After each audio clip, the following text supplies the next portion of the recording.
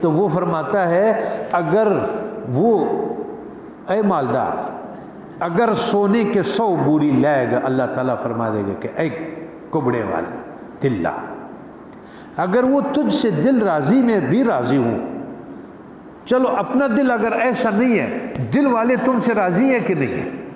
ایک اور بات اگر وہ تجھ سے دل سے راضی ہے میں بھی راضی ہوں، اگر وہ تجھ سے منہ پھیرنے والا ہے میں بھی منہ پھیرنے والا ہوں،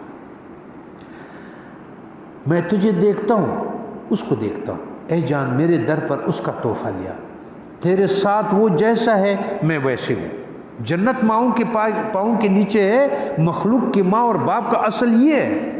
یہ جو لوگ کہتے ہیں کہ جنت ماں کے نیچے ہے، جا کے نیچے ہے، وہ کہتا ہے وہ مخلوق جو اللہ تعالیٰ نے اپنے در میں منظور کر لیا وہ مخلوق کے ماں باپ ہے، کیونکہ پہلے کہا کہ اس کی وجہ سے ہم بارش کرتے ہیں، اس کی وجہ سے ہم رزق دیتے ہیں، اس کا اصل مخلوق یہ ہے جن کے دل ان کی طرف گئے ہوئے ہیں، ان کو پیدا کرو، ان کو ابو بکر کو لے آؤ۔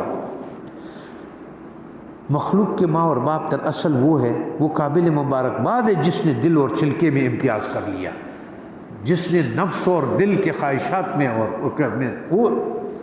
تو کہے گا میں تیرے پاس یہ دل لایا ہوں، وہ تجھ سے کہہ دے گا یہ دل ایک دمڑی کا بھی نہیں ہے، وہ کہے گا تو اگر آپ اپنے دل کی بات کر رہے ہیں